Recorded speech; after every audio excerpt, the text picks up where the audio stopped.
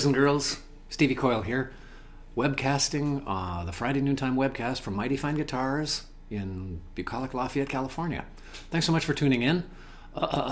Let me know, if you would, please, let me know where you are webbing in from. That's always of interest.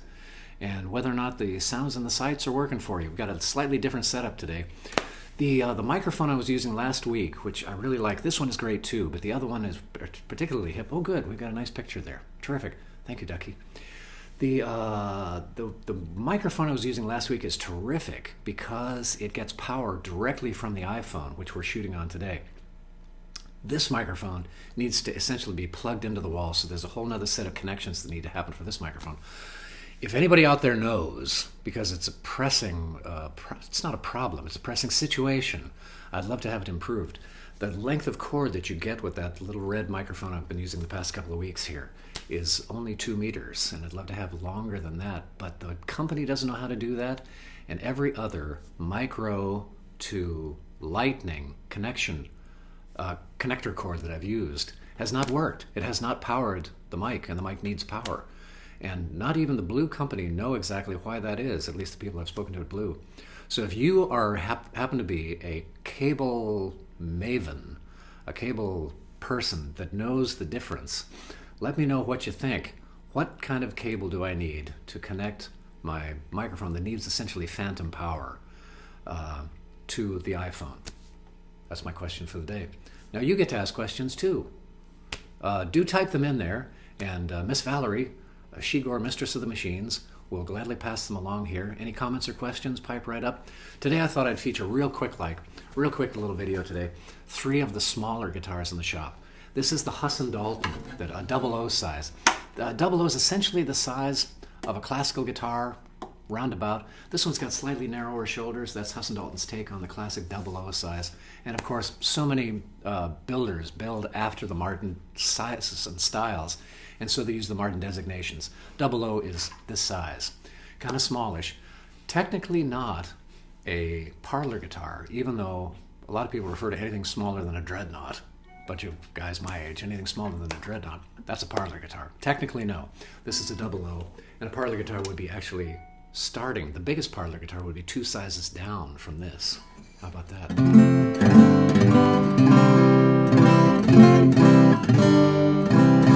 Wonderful guitar. Wonderful couch guitar. Wonderful guitar for hanging out on the couch. Nice and comfy. A narrow waist so it sits low on your lap. Not too wide across the lower bout, but enough oomph there to give you some boom. Not enough to drown out the television program you'd probably be watching. Oh, and speaking of which, if you haven't watched Derek online with Ricky Gervais, that's our current fave, and a big fave on the couch at night. A question in the back. Yes, please shout. Mike Campobello, what is the brand name of the mic with the cable length itself? Issue. The cable. Thank you, Mike. Mike Campobello, thank you very much for asking. It's the Blue is the name of the company, and the microphone is the Raspberry. This is the Blue Yeti, which is lovely, but it requires essentially power from the wall. The other one, the microphone, the Blue Raspberry, would get power directly from the iPhone.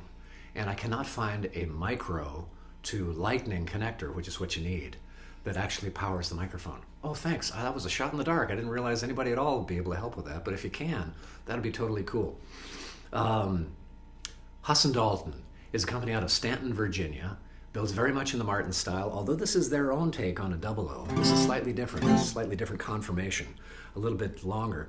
12 frets to the body, which finger pickers like myself like, because the bridge gets placed more in the middle of the lower bout instead of up close to the sound hole, and that makes for more articulation and pound for pound, more volume. Another feature of this guitar is that slotted headstock.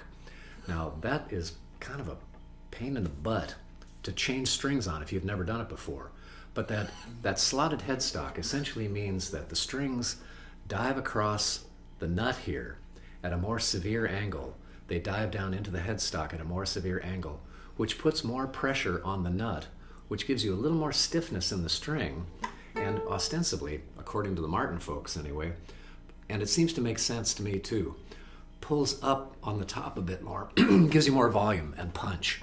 This is a nice punchy little guitar, mahogany, back and sides, spruce top, stained to look kind of cedary. And a lovely thing.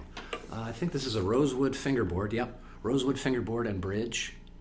And just so comfy, but still great sound out of it. Lots of volume, lots of articulation. It's like a little lap piano, is what it is, really.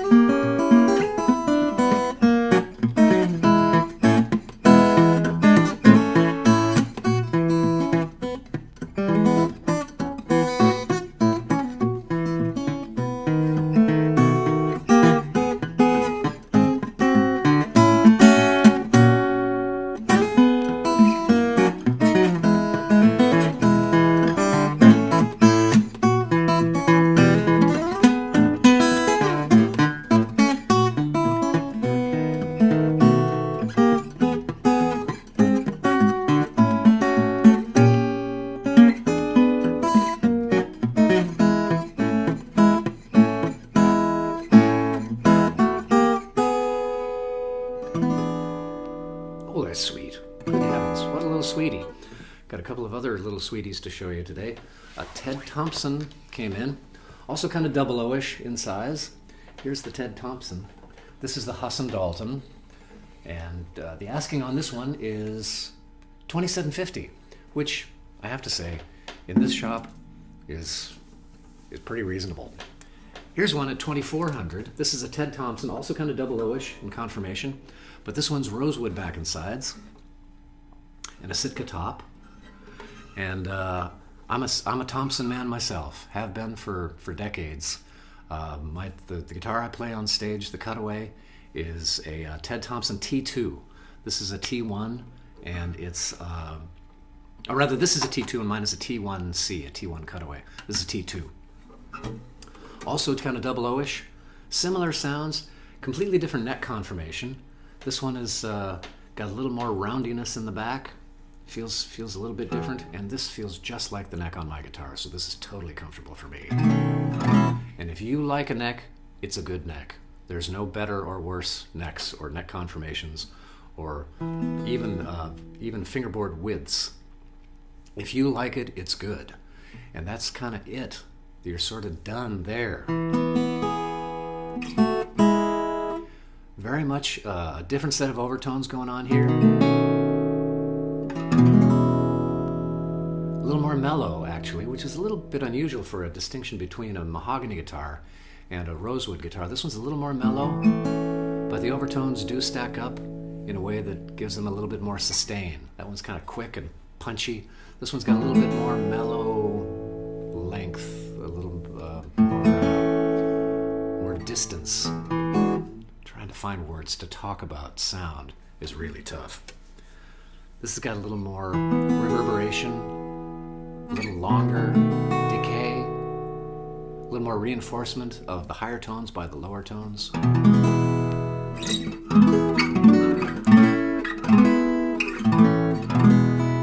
We haven't used this rig for a while. Is the placement of the mic okay? You're hearing everything you want to hear and seeing everything you want to see? Do let us know, and Miss Valerie will pass that along to me.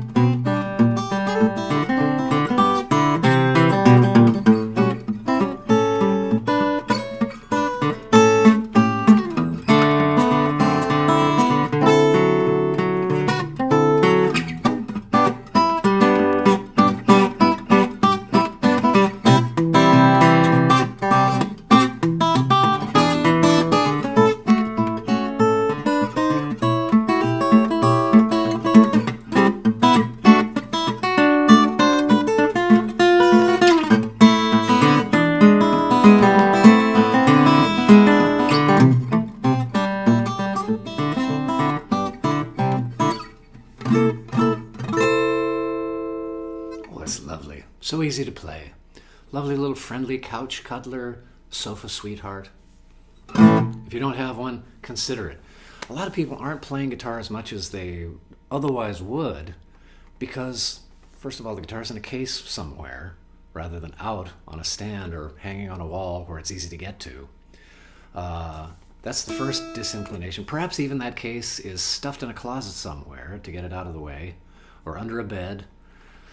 Having a little guitar that can sit out and be comfy all by itself in a corner on a stand, hanging on the wall, and something you will grab and play several times a day and put back because it's easy to, boy oh boy, a stand or a little wall hanger is the way to go if you want to end up playing guitar better because you play guitar more. And I've gone over this before, but it bears repeating. Often when you're working on a piece or kind of really trying to nail something down, getting it out of your forebrain and back into your frog brain is a great way to go. And a great way to do that is to watch TV. Unlike anything a teacher has probably ever told you, watching TV while you're playing guitar is a great way to go. It was really great to see this theory of mine validated by Victor Wooten, of all people, who in his book, The Music Lesson, the teacher explains to Victor Wooten, the student, that he should watch TV while he's playing guitar because that way you're just playing. The critical functions kind of click off a bit, not enough so that you won't notice if you're really screwing up, but they stop criticizing. You just end up playing, and because you're engaged with something on the screen, which is probably no bigger than this, your eyes don't move much, you tend to drop into an alpha state, and pretty soon you find yourself just executing things instead of thinking about them, which is what you want to do. Tommy Emmanuel, as I mentioned before, famously answered when he was asked, "Tommy, what are you thinking about when you're playing on stage?" He says, "I'm not thinking about anything, you know." Tommy Emmanuel might be thinking about, what he wants to make for breakfast tomorrow morning. Or, he might be speech writing in his head. A total brainiac genius alien among us.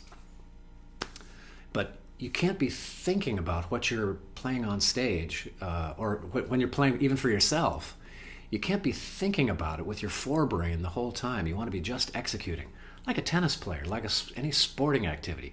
You can't be thinking, now I'm going to move my left leg to approach the ball, and I'm going to try to hit the ball with this angle on the racket.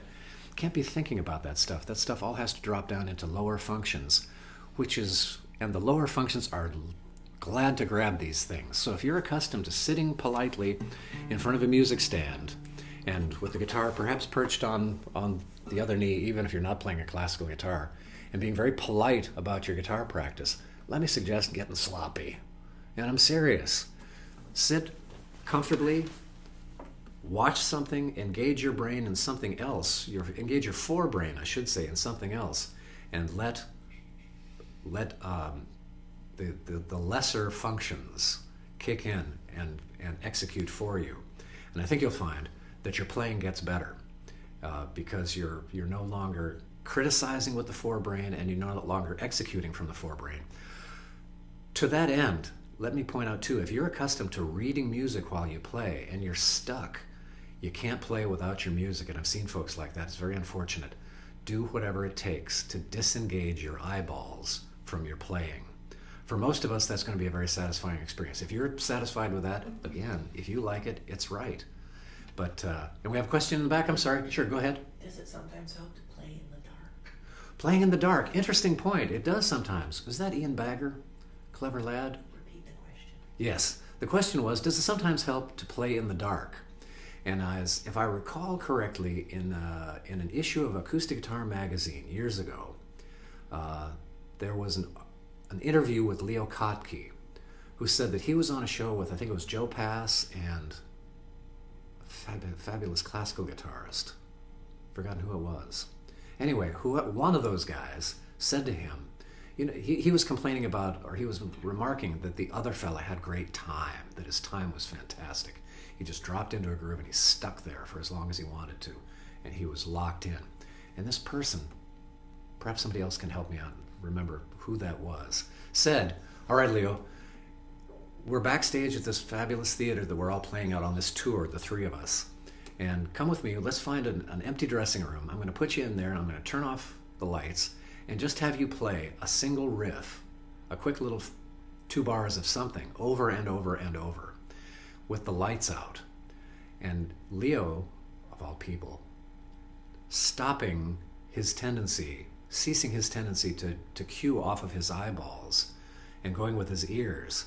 He said when he got out on stage, his time was so much better. There were minutes between notes. He felt he had complete mastery of the thing. So to answer the question that came up, yes, I think that's a very valuable thing to do, is to play in the dark sometimes. You'll be better at it than you think you are, I think. Most of us are. At first, it's terribly disorienting to not be able to see where you're playing. But after a while, again, that muscle memory, that frog brain, that non-executive function of the brain that lives back on the brain stem somewhere will kick in. And I think you'll find yourself playing just fine and finding all kinds of stuff. Which is not to say you want to be kind of smiling and mugging at the audience while you're playing, but you can remove your eyes from your guitar and still execute just fine. And I think you'll find, like Leo Kottke did, and I've tried this experiment myself, you'll find that your time is better and that there's more time between events that you're executing than you thought there was. Suddenly you've got much greater flexibility. So yes, by all means, great point. Practice in the dark. It's different if you close your eyes. Just closing your eyes doesn't have the same effect, I don't think. Knowing that you're unable to see what's going on is part of the key. So lock yourself in a dark room, turn out all the lights, and give yourself a good play. I think you'll find that you'll have the Kottke experience there. Were there any other questions that I mowed over with my blather? We're okay for the moment? Okay, good. If there are any questions or comments, anything at all you'd like to hear me play, I've got one more guitar I want to play for you. I played the Huss Dalton and the Thompson, another smallish guitar and unusual. It's by a fellow named Randy Muth, M-U-T-H. And this guitar might be of particular interest to someone with very large fingers or really big hands, and you have trouble kind of muscling in, even on a guitar with 1 3/4 inches across the nut instead of 1 11/16, 1/16 of an inch difference. Typically, strangely, in a sense, big guitars, dreadnought guitars, tend to have 1 11/16 across here. And these smaller guitars have a wider fingerboard, typically. Not totally, not completely, not always. But they tend to have a slightly wider fingerboard. This has got a really wide fingerboard. This is like 1 13/16. This is real wide.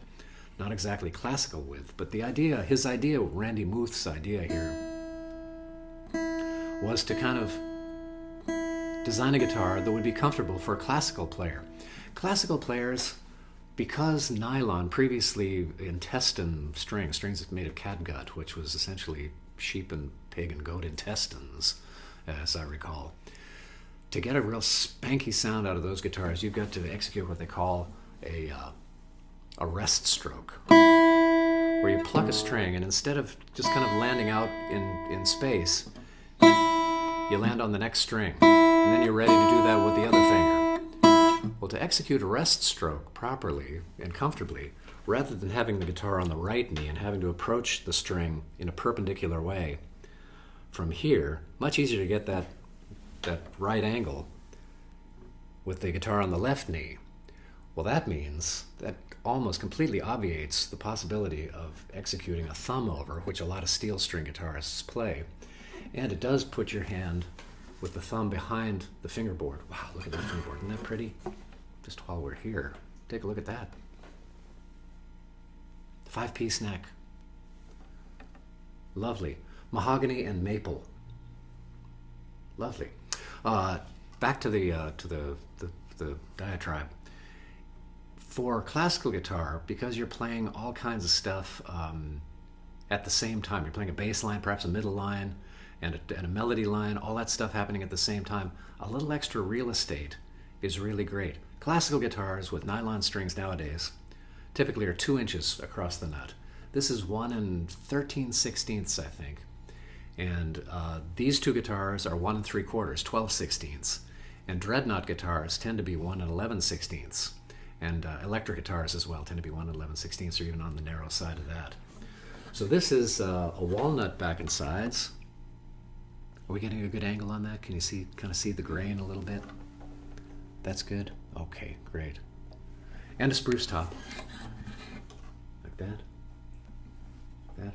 Yeah, okay, good. Trying to find the angles with light on guitars is tough.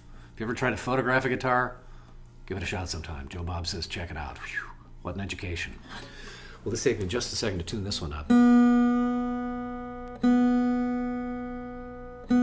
The gentleman who brought this in is typically a non-standard tuning player who plays into tuning I have not messed with much. A lot of us have messed with Dadgad, D-A-D-G-A-D, low to high. Gives you kind of that Celtic-y sort of sound, unless you're Pierre Ben Suzanne, in which case you use that as a standard tuning and you don't sound Celtic unless you want to. The rest of us tend to sound Celtic in Dadgad. This fella plays in D-A-D-E-A-D, Dad-Dead, which I have not messed with at all, but I'm gonna sometime see what the advantages are.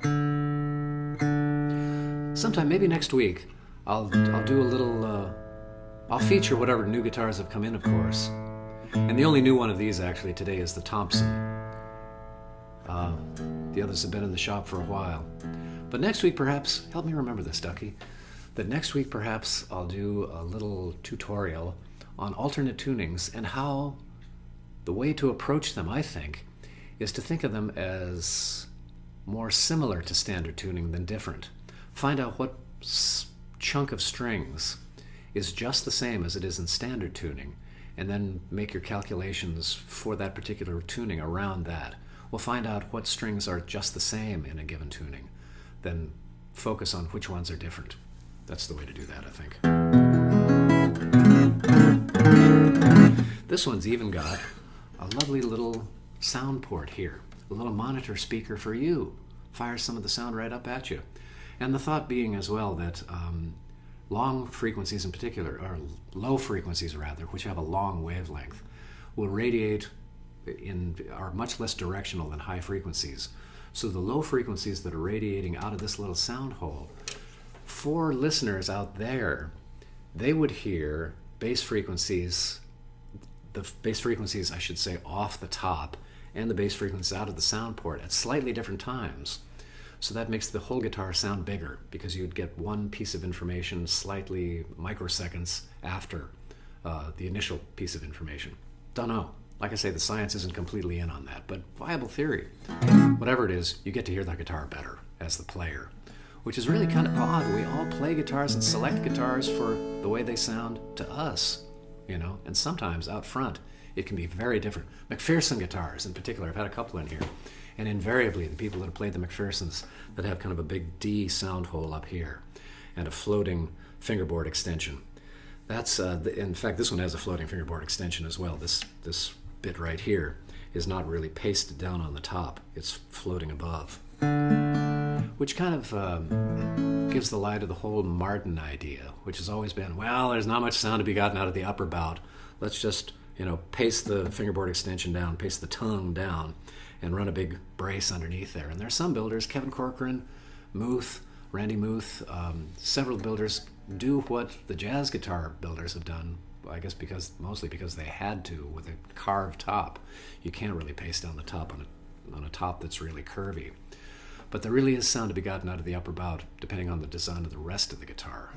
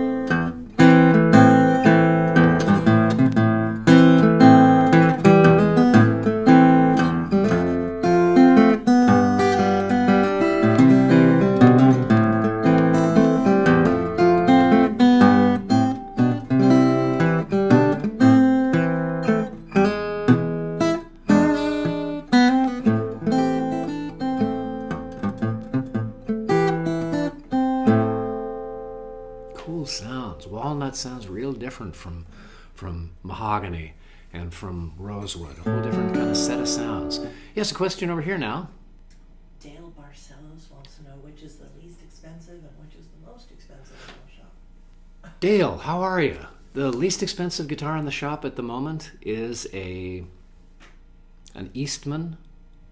It's an Eastman guitar, kind of a biggish guitar, quadruple O size with a sound port and fan frets, $1,750. And what is the most expensive guitar in the shop at the moment? Good question. I think perhaps the Alan Perlman OM at about $9,000. Yeah, I think that's right. I have access as well to anybody that wants to see it and is serious about buying it. There's a fellow who lives nearby here that has a 1928 00 18 that's kind of a historical piece, and that one will go for around $22,000. So let's see. I think that the Perlman at the moment at $9,700 is the most expensive. Did that answer your question, Dale? Hi, Dale. Hi, Marilyn. Nice to see you. Yes, and another question. Did you finish what you were saying about the position when you're doing that? Oh yeah, I think the width. I guess that discussion about the holding the guitar in different positions and whatnot. This one was designed for people who I'm guessing was kind of designed for folks that started off on classical and are accustomed to a 2-inch wide fingerboard, but want to play steel string and shift over to something a little less formal played on the right knee. It still has a lot of the same width in the fingerboard, which takes a little getting used to, and if you have very small hands, can be a little tricky, can be very tricky. But it's not just, I always leap in and remind folks that it's not strictly the width of the fingerboard that'll account for comfort in the left hand. People say, well, I need this kind of width or I need that kind of width. It's often the conformation of the back of the neck as well. If it's kind of a C shape or a D shape, or if it's really pointy, if it's got a bit of a V shape to it, that will, as much as the raw width of the fingerboard, that will account for the angle of approach that your fingers have to the fingerboard. And that translates for most of us into comfort. It feels good. Or, wait a minute, this is uncomfortable because my fingers are bumping into the adjacent strings, which can happen with both narrow and wide fingerboards, depending again on the conformation of the back of the guitar and the camber of the edge here, how it feels as depending on how you grip the guitar. If you kind of keep a modified classical where your thumb is behind a bit but not directly behind the spine of the neck. This one too has got a feature to the back that I know Tony Yamamoto has used and various other builders have used, where the spine, the deepest part of the width of the fingerboard, is not directly in the center of the neck. This one is slightly kicked to the treble side, which gives a real comfortable feel for a thumb over guy like me. Yes, more questions. And what's your favorite 12 fret in the shop? Favorite 12 fret in the shop? Wow, there's so many, and they all do slightly different things. I don't know. For the longest time, my favorite 12 fret in the shop was the Alan Perlman, again, that I had in here that sold recently that was just quite remarkable. Lovely, lovely thing, built in the style of Stahl guitars from the 20s. Favorite 12 fret in the shop? Ooh, I'd be hard-pressed. They all do kind of different things. Because I'm accustomed to it, the Thompson is really comfortable for me to play. That neck profile is exactly the same as I have on my T1 on my bigger guitar. Boy, oh boy, tough question. I'll defer. I'll think about that and have an answer for you next week. I'll not provide an answer, which seems to be kind of the thing these days in this country. Is just I'd prefer not to answer, so I won't. Were there any other questions I can not answer? Okay. Well, very good.